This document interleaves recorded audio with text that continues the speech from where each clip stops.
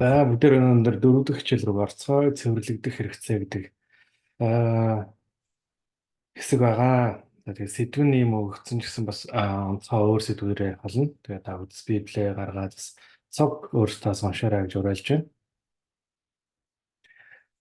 байна.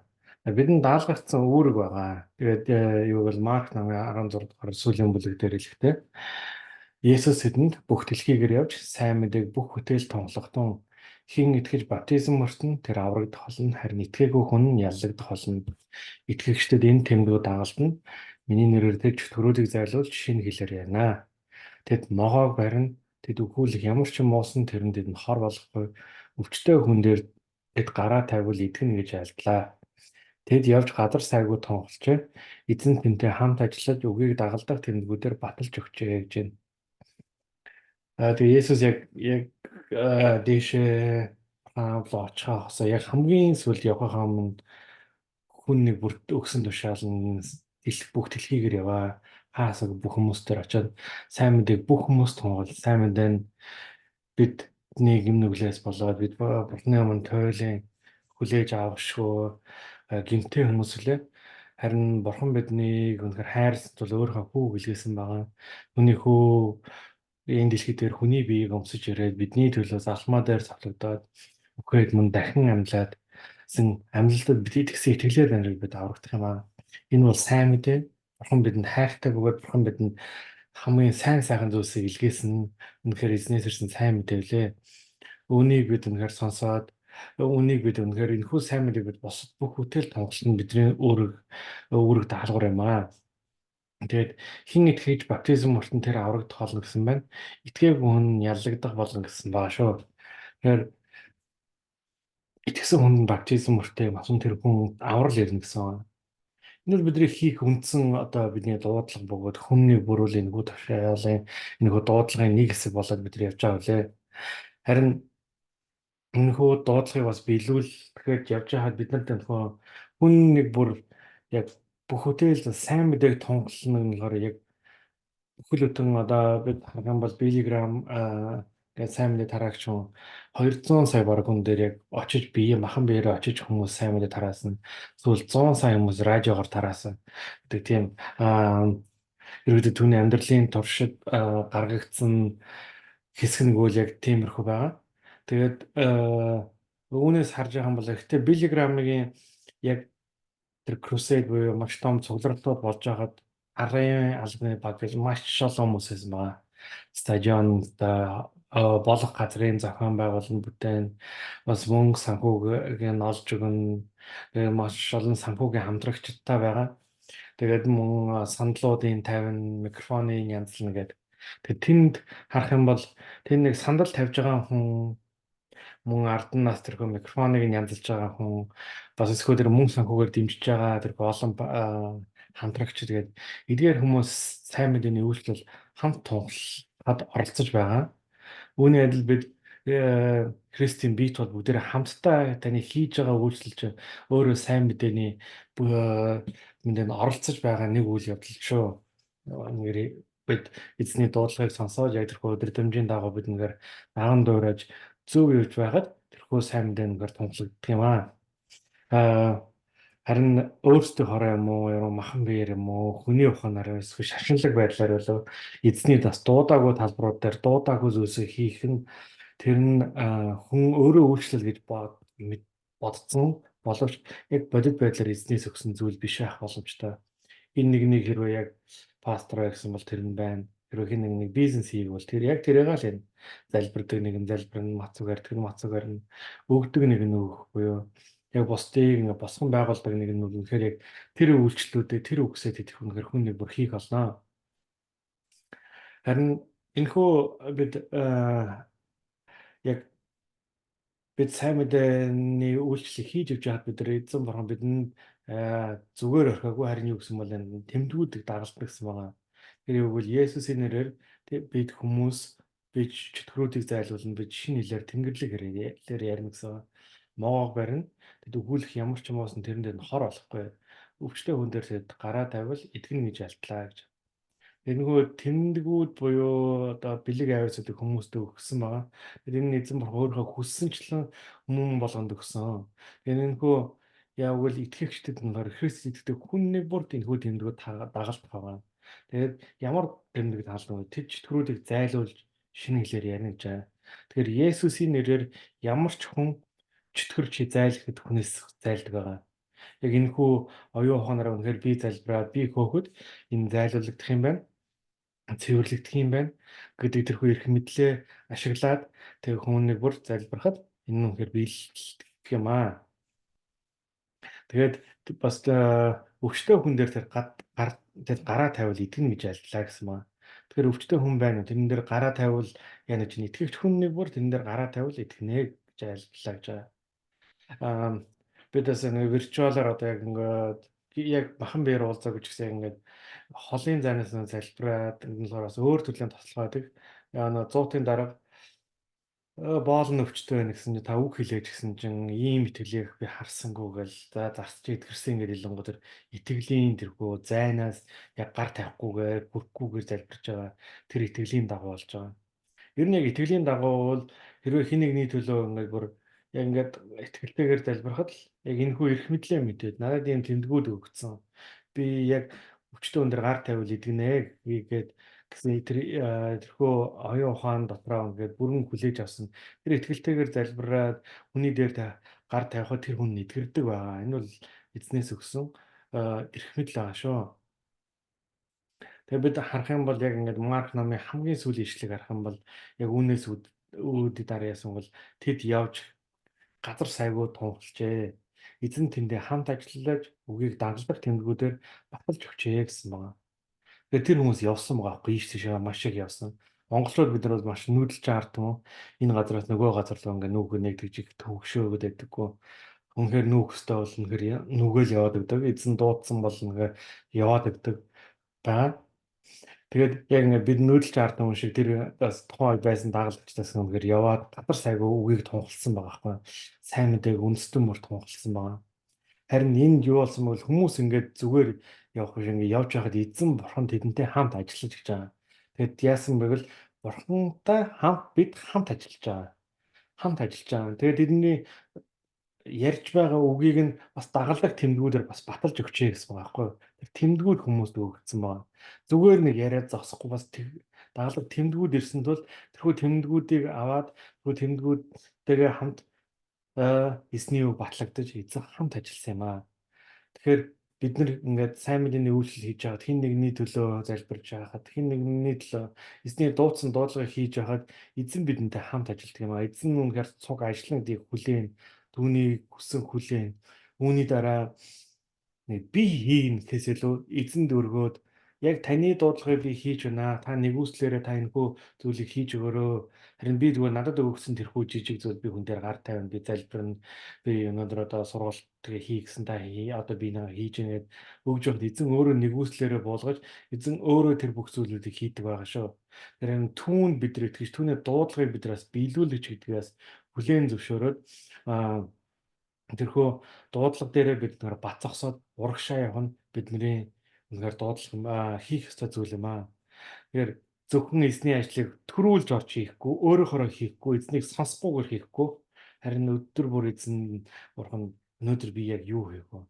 Энэ сайн мэдээ та бүтээл тунгалагдсан биш. Би яг одоо мэдлэр ойрын байдлаар сүүлийн хугацаанд хүн сайн мэдээ ярьсангүй. Тэгээ энэ яг би тэгвэл би яг эзэн таны дуудлагыг би яг таны надад өгөгдсөн эдгээр зүйлсүүд би яг хийж байна уу? Хэрвээ хийгээгүй та сануулж өгөөч. Хэрвээ хийж байгаа чи өнөөр өглөгч нэгэн бол өгнө.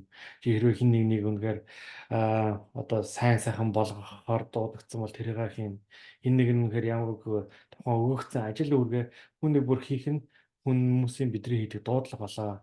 Тэр яг хийх өгөгдсөн яг тухайн үеийн амьдралын бас улирлууд байдаг.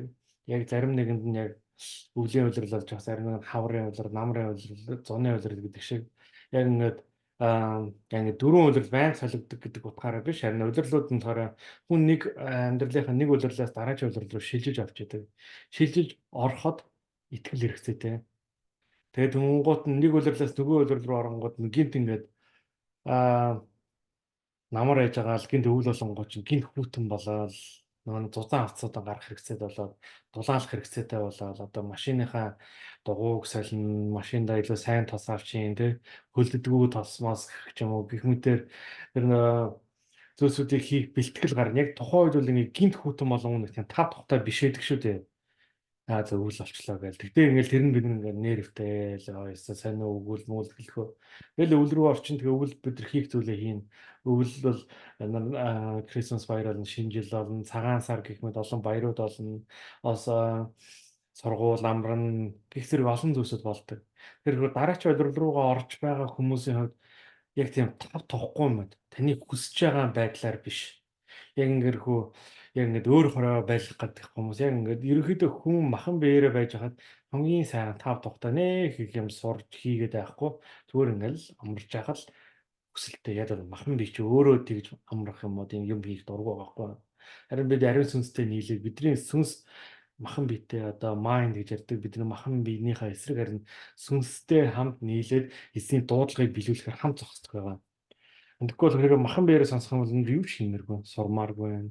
Бат зогсмааргүй байна. Библи уншмааргүй байна ч юм уу. Ингээ нөө махан бие чинь угаасаа махан бие сүнс ойж хойлоо нэг нэ угаасаа эсэргүүцдэг тул тэрийг ариун сүнстэй хамт өөрийнхөө сүнс нь яг ариун сүнстэй хамтдаа санаа нэгдээд үг унших тэр хамт санаа нэгдээд махан бие дагаад явдаг юм. Тэгээ махан бие бол бид дагаад удирдах нь бидний дуудлага байгаа. Удирдах авч явдаг байгаа. Тэгэхээр бидний хийх зүйлсүүдийн босод зүйлс нөгөө л яг тэрхүү эзний дуудлага дээр бид хамт бат санаа нэгдээд бат зогсоод урагшаа явахаар байгаа. Яг тэрхүү улирлаасаа дараач улирал руу шилжиж ороход яг тав тухгүй мэд байна уу? Хэцүү мэд юм уу? Ойлгомжгүй мэд. Ингээд яах гэдэг нь мэддэхгүй байна уу? Үнэхээр амьдрал яг ингээд харах юм бол хүн өөрийнхөө амьдралыг харах юм бол ингээд хаан буюу удирдагч нь болчоор амьдралаа ингээд яг юу ирэх вэ гэдгийг хүлсэн хүлээж тэмүүлээд байдаг. За одоо ийм болон тийм болно гэж хажууд байгаа хүмүүсээр нэг амьдрал ингээл яг л ингээл яг болж үтэйл болох юмнууд нь ингээл болтлоод байгаа юм шиг л. Тэгэл яг өөрлөгөө харангуут нь ингээл болохгүй байгаа юм шиг. Яг бол та Instagram, Facebook их үзээд байгаа. Тийм болохоор хажууд байгаа хүмүүсийн амьдрал хитэх сайн мэд зөв харагдаад байгаа байхгүй юу? Яг үнэн дээр яг тийм биш юм аа. Тэгэхээр бид яах вэ? Яг нэг тухайн улиралд эзэм та дуудлага биелүүлж өгөөч. Яг таны дуудсан дуудлага би биелүүлж өгьегээр тав тухтай мэт зүйлсүүд алдагдаад өөрийгөө дайчлах хэрэгцээтэй мэт зүйлс болоод итгэр үл үнээр дайчлах юм уу хийх ёстой зүйл дээрээ сурах ёстой сурна хийх ёстой ажлаа илүү сайн хийн. Ямар нэгэн ажил хийж бол эзэнт хийж байгаа юм гэдгээр хамаг сайнаар хийн. Үүгээр дамжуул маш олон зүйлсүүд сурах болно. Хандлага нь үнээр сайн байх хэрэгцээтэй. Гэх мэт энэ бүх зүйлс ба үүнээс илүү олон зүйлс төргөд нэг улирлаас нөгөө улирал руу нэг шилжихэд маш чухал хэрэгцээтэй байдаг. Тэр улирал нь ерөөсө таны төлөө эзний дуудсан таныг ашиглаж эзний хийх гэж байгаа дуудлага биелэгдэхийн тулд юм аа. Тэрийг ойлгох нь чухал. Тэгэхээр бид хүмүүст үнэхээр яг тэрхүү дуудлага дээрээ бүгдээр анхаарлаа хандуулцгаая. Үнэхээр сайн мэдээ бүх бүтээл тунгалахаар бид дуудагдсан. Яг ямар улирал байна? Миний өнөөдрийн байгаа байдал, яг махан биен дээр байгаа байдал маань. Өнөөдөр би зүгээр л маш их бас тэрхүү интернет мэдээ юм уу интернет буюу утас юм уу гар утас гэдэг зүйлсийг хүмүүс хийгээд ядардаг хам их цагаа өнгөрөөдөг. Тэгээд библи унших цаг гардггүй, залбирах цаг гардггүй гэх мэт зүйлс байдаг. Тэгэхээр хүний сонголтын асуудал бөгөөд өөрийнхөө махан бие нэг зүйлийг нэг олон удаа дадал олгоод хийгээд байвал тэрийг дахиж давтаж хийгээд байдаг. Харин үүний эсрэг бид нар юу хийх вэ? Яаж зогсох вэ? Гэх мэт өөрсдөө махан биеэ захирах олон зүйлсүүд байгаа. Өнөөдөр бидний чухал харах хандах зүйлс нэг бол үнэхээр бидэнд цэвэрлэгдэх хэрэгцээ байгаа. Бидэнд бас юм эрх мэдлүүд өгөгдсөн байна. Бид Есүсийн нэрээр чөтгөрүүдийг зайлуулна. Мөн өвчтөө нэгэн дээр гар тавил бид тэд итгэнэ гэж айлцсан байна. Энэ бол махан бие ба зүрх сэтгэлийн хоёр талын бүхэл хэрэгцээнүүдийн итгэрлийг бас оруулсан байгаа шүү. Дараачийн за тэгээд замаа дуусгах аргачлалгаа гэд бидний гээд гарч өгсөн байгаа. Яг хоёр дахь бидний ойлгох чухал зүйл нь бол бид замаа яаж дуусгах вэ? Итгэлийн замыг сайн дуусгахын тулд бидэрт юу хэрэгцээтэй вэ гэвэл бид яг эцэст нь эзэн ба түүний чадлын авгаа хүч дор бэхжих түн гэсэн байна. Тэр юу гэвэл та нар диаволын зайлмхний эсрэг бат зогсох чадвартай байхын тулд бүрэн хоёрдуулгыг өмсөж байгаа. Тэгээд эцэст нь гэж хэлж байгаа хгүй. Энэ Эфес номны ингээд сүүлийн бүлэг дээр бас яригдж байгаа. Эцэст нь болохоор ямар нэгэн зүйлс хийж байгаа хамгийн сүүл нь за тэгээд нэг юм ярьж байгаа. За хамгийн сүүл ингээд товчхон бүгдээрээ хамаг чухал зүйлсээ ярья гэх юм бол гэж байгаа. Эзэн ба түүний хүч чадлаар дотор бэхжигтэн гэсэн байгаа хгүй. Юу гэвэл өөрсдөө хүчрхэгжүүл эзний өгсөн аль хэдийн хүч чадал дотор хүчрхэгж бэхжигд чадвар бат бат бат бол гэсэн утгатай байгаа хгүй юу.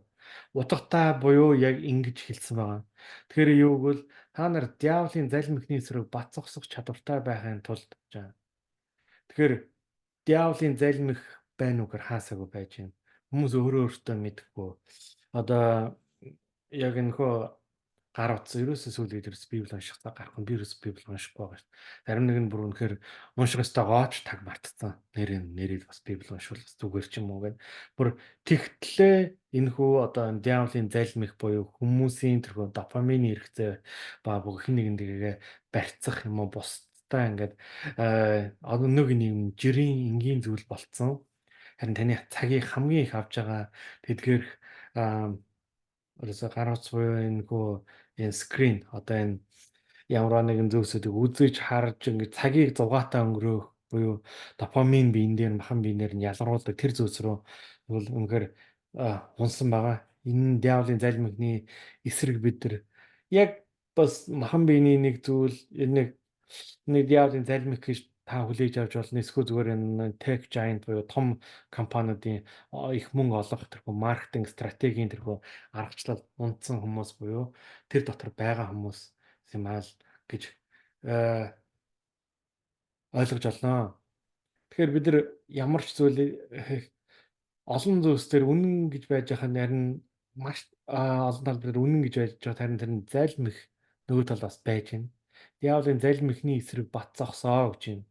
Тэгээ яг бат зогсож ич тэр диаволын залмихны эсрэг бат зогсноо.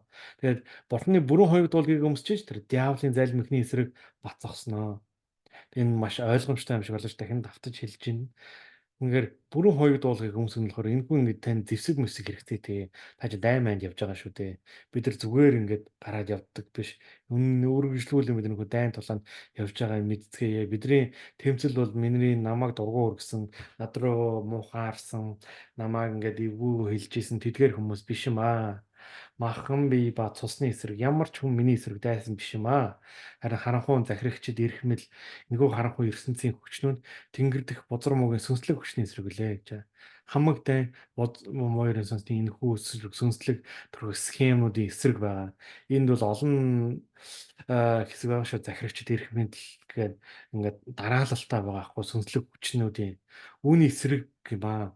Тэгэхээр үүний эсрэг бид яах вэ гэвэл тиймээс бид бүхний хийсний дараа гэж байгаа.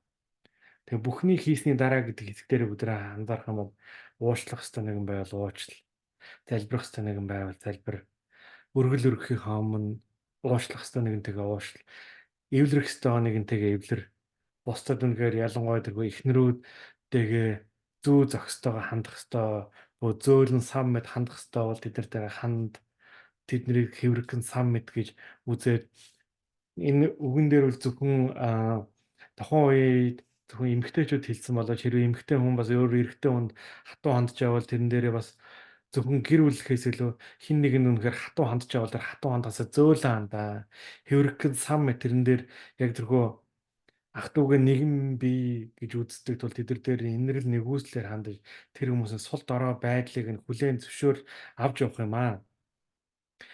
Гэх мэтэр би тиймээс бүхнийг хийсний дараа гэдэг дотор олон зүйлс байгаа шүү.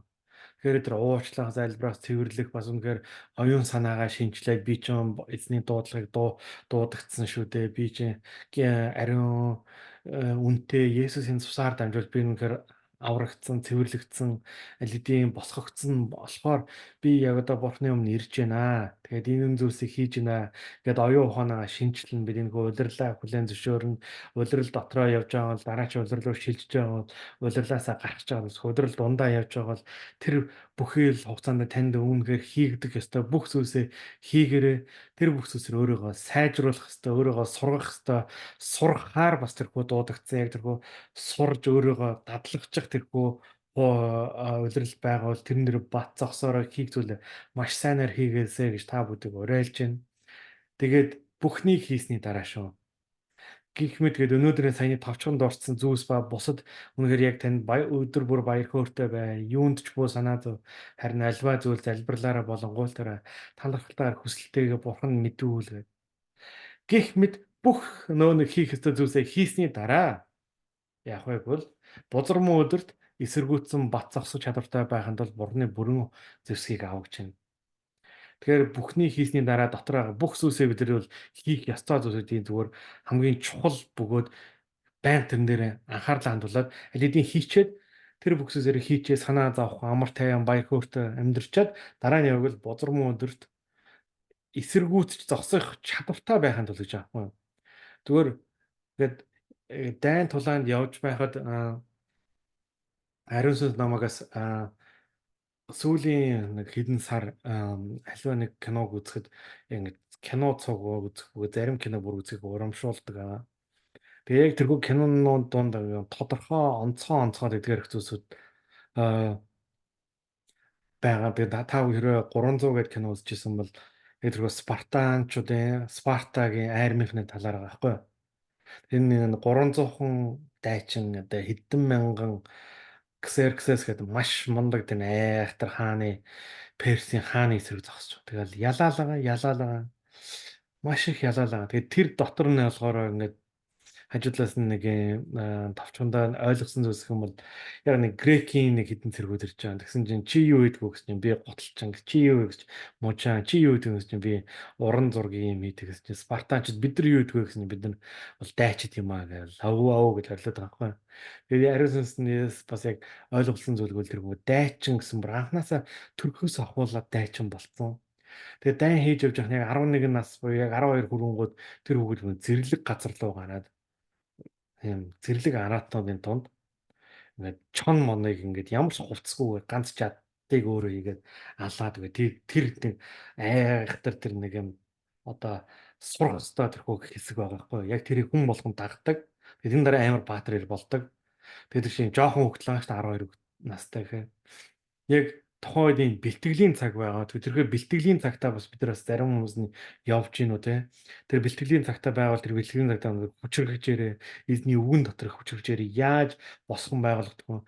Бидний тэрхүү хатуужих эзний үгэн дотор хатуужих хэцүү мэс санагдж байгаа тэдгээр цаг хугацаанд дотор хатуужиж босгон байгуулагдаж төлөвшөж бас тэрхүү энэхүү бузар муу өдөрт эсэргүүцсэн бат зогсох чадвартай байхын тулд тэдгээрх хүнд өдрүүд буюу хүнд гэж та үзэж байгаа бол зүгээр байдаг сорилттой юу заримдаа өөрсдөө амьдрал амаараа тунгалаа зөвшөөрсөн зүйлсүүд байх боловч таа тэр зүйлсүүдийг бид нар давснараа тэрхүү муу өдрийг эсэргүүцсэн бат зогсох чадвартай болдго юм аа чадвар зөөр ингээд баатрын хувцас өмсчөөд ямар чадвар би энэ байлгамаар байна би энэ баймаар байна гэсэн юм бол дайн зогсох чадвартай биш аахгүй юу. Тэгэхээр бидний тэрхүү хүнд хэцүү мэд үеүүдэд бидний эргөө чадвар суулгаж дотор хүн маань хүчрхэж идэг бүх талбар дээрээ ингээд бид гомдлохгүй хідэн зүйлэн 3 зүйл 5 зүйлээ нөө сурна ажиллана бас нэгээр гэр бүлээ асран өөр юу гэдгийг сүмийн үйлчлэгийг үедээ хийн сүм дээр өөрөө очих үедээ очино мөнгө санхүүгээрээ тослоно гэх мэт залбирх үедээ залбир ингээд бүх зүйлсээрээ бид хамтдаа бид тэр үеийн дараа хийхэд бэлэн тэрхүү төлөвшөл буюу оюун ухаан тэдгээр зүйлсээр хийж чадах чадвартай байхыг хэлэх юм аа. Тэгэхээр энэ үед бүрэн чадвартай байхын тулд бид нар яах хэрэгтэй тэгвэл Бурхны бүрэн зөвсгийг ав гэсэн байна. Тэгээ бат зогсож байгаа. Тэгэд Бурхны бүрэн зөвсгийг авчаад тэгээ бас бат зогсоол байна. Дайн болж байхад ингээд зүхтаал, амраал бат зогсно гэж байгаа байхгүй юу? Тэгэхээр яг л бид үннийг босож байвал бидний амьдрал бүгд үнэн дотор байх хэрэгтэй байгаа. Үнэхээр бүх амьдрал маань цэвэр үнэн дотор байгаа. Худал орон бүзүүлэл гимшин цэвэрлэн бодол хоормыг дахиж ярихгүй байхыг хичээн буюу худал ярихгүй байхын ерөөсө худал зүйлсд оролцохгүй байнгын үнэн дотор амьдрын хэрвээ үнэн бусаас болоод амьдрал нь аливаа нэг зүйлс болцсон бол тэр бүх зүйлийг гимшин тэрийг цэвэрлэх зүйлсээр санаа нэгдэж мөн үнэн дотор явна. Мөн зөвхт байдлын хоёгийг өмсөлж байгаа. Тэр зөвхт амьдрна. Амьдрал маань үргэлж зөвхт аливаа зүйлсээрээ эзний хий гэсэн зүйлсээрээ зөвхт. Үнээр юу гэвэл бид Христийн зөвхт байдал дотор орчдөг.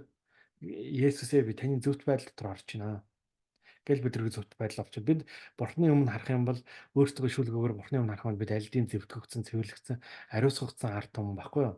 Тэгэхээр бид алидийн цэвэрлэгдсэн болохоро зөвхт болцсон болохоро яг бол цаашид өргөжлүүлээд зөвхт амьдрахыг хэлэх юм аа. Тэгэхээр амар тайвны дараачийн өмсөх зэвсэг нь амар тайвны сайн мэдээний бэлэн байдлыг хөлдөө өмс. Тэгэхээр хүн амар тайван байх нь чухлаа. Тэгэхээр сайн мэдээнд явж байгаа хүн гутал нь маань ерөөсөн амар тайвны байдал мөн сайн мэдээ ярихад бэлэн байдал хгүй юу. Сайн мэдээ ярихад бэлэн байхын тулд байнга амар тайван байна. Юм санаа зовцсон хүн ийш тийш явах уу? Асуудлаа шийднэ гэхээс сайн мэдээ тараанангууд яг сайн мэдээ тараанд ингээд тараах байгаа хүн бэлэн биш, амар тайван биш байгаа юм бол ямар ч бэлэн биш байгаа байхгүй. Юун сайн мэдээ нөө. Өнөө оройныхоо маргаашийнхаа нэг байрны мөнгөө төлье, утасны мөнгөө төлье, тэрний мөнгөө төлье гэдэг. Тэрэн дээр амар тайвнаа хандуулчих юм бол амар тайван байх зүйлсээ гарчих юм бол амар тайвнаас гарчих юм бол тэр сайн мэдээнд бэлэн биш болчихно. Готлохгүй тууж байна. Сайн мэдээнд бэлэн биш бөгөөд харин амар тайвныг бид нар өөрсдөө өмсөх амар тайван дотор байх нь Бурхан бидэнд амар тайвныг өгчдөг. Аливаа зүйлс ирлээ, гаднаас ирлээ. Амар тайван байх үг таалганы дээр хүмүүс аль өөрөө өөртөө хүмүүстэй харьцуулаад амар тайвныг алдагдсан магадaltaй. Өглөө босч ирэл маш сайхан эхлээл сайхан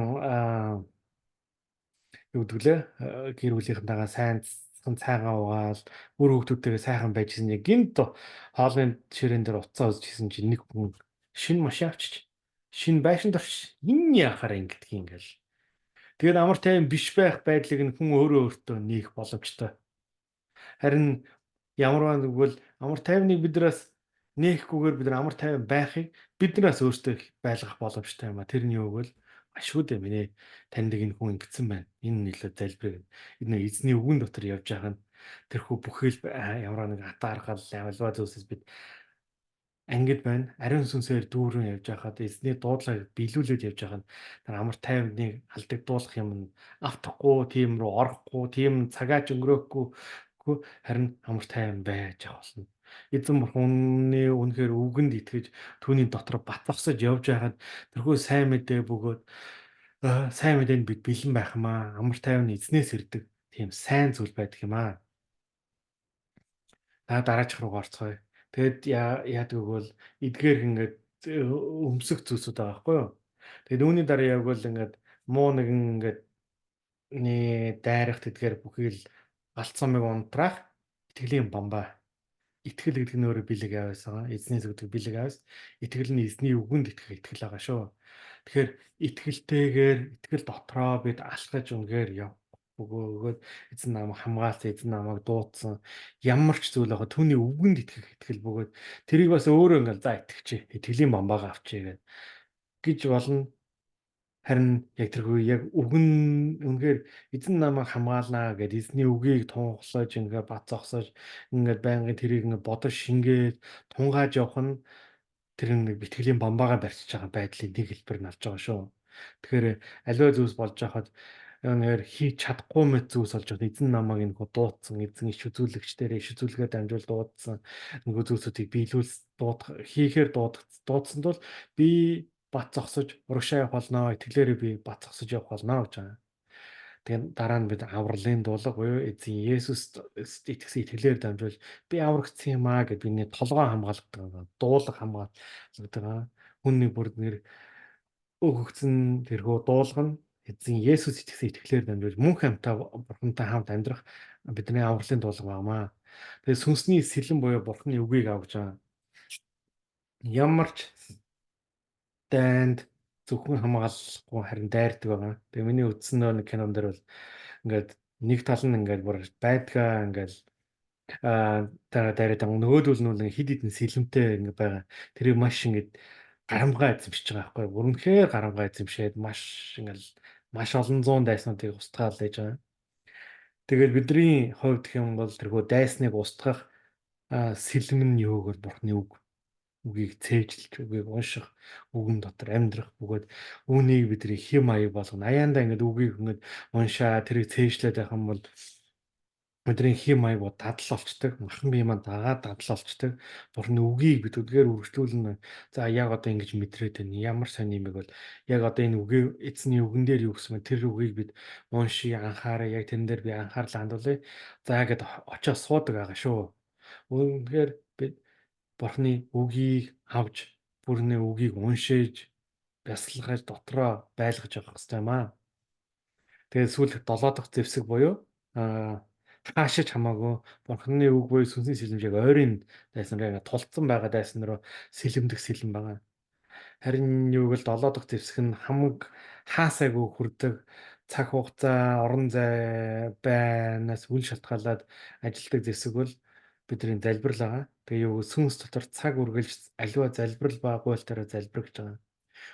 Тэгээд яг юуны төлөө залбирх вүгээр үүний тулд бүх ариун хүмүүсийн төлөөх цохирлтгүй орлого ба гуйлтаар сэрэг байж байгаа. Өнөөдөр миний байрны мөнгө төлөгдөхийн төлөө, өнөөдөр миний ажил сайжрахын төлөө, байшинтай болохын төлөө ч юм уу одоо юу гэдгийг те өрнөөс гарахын төлөө, өвчтөн хүн идэрэхин төлөө гэсэн залбирал байхгүй байхгүй. Харин сүнс дотор цаг үргэлж хэлж бурханд итгэдэг ариун хүмүүсийн төлөө цөхрөлтгүй оролдлогоор залбирч хин нэгний төлөө зарим хүмүүс ингээд харамсалтай зүйл нэг бол ингээ өвчтөн хүн байлаа. Ойр дотны хүн гэдэг хол байгаа. Зарим нь ойрч байгаа. Тэгээ залбираад өгөөч гэх. Тэгээ яг залбирх болгонгод яг тий хөшөрсөн юм даа гэд. Али тийм буу ингээд буугаад өгцсөн. Тэгээ тэр надаар залбиулах юм ингээд яг ингээ гайхаж асуумаар санаг та ингээ би залбирх юм бол би эдгэрхийн төлөө залбирна гэж. Тийм би яг тэгүүлэх гэж байгаа юм. Тэгээ яг залбир дуусан яах вэ? Хөшөрцөн одоо яах вэ тэгэл нэг гайхах шиг өнгөрчхийн төлөө мөлөөгээд алидийн нөө нэг амьд сөрөн байгаа хүнийг ингээд булчлаа хийж болохгүй. Үнээр харин юу гэж өнгөл бүх ариун хүмүүсийн төлөө цөхрөлтгөө бүх орлогоороо гуйлтаараа сэрэг байвч гэдэг юм. Битгий цөхрөхгүй. Бүхий л талбараар оролдохоороо гуйлтаараа сэргэг байж байгаа. Хажуудаага үнийхээ төлөө юм эзэн танд яг тэрхүү залбирахаар хүмүүс илгээж бол тэдгээр хүмүүсийн төлөө тасралтгүй цөхрөлтгүй бүх орлогоороо сэргэг байж залбирах зүйл агамаа. Энэ бол бидний хийх зэвсэг бөгөөд бид нар бүгд Христосээр нэгэн бие юм. Миний би хин нэгний төлөө үйлч хин нэг нь миний төлөө үйлчлэх хин нэг нь хоёр тэр бид хоёр одоо ингээд хоёрын битэр нэг нэг талаа залбирж байгаа. За жишээ авах юм бол одоо энэ залбирдаг нэг ихч байгаа. Тэнгууд тэр ихчийн төлөө амьдралынх нь яг талбартнаагаа талбарлын төлөө би залбирж байгаа. Тэр хүн миний төлөө залбирах бөгөөд харин өөрийнхөө төлөө би залбирах гэхээс илүү хүний төлөө залбирахаар эзэн биднийг сэргэг бай гэсэн байна. Үргэлж аливаа залбирал байгуултаараа сэргэг бай гэсэн байна.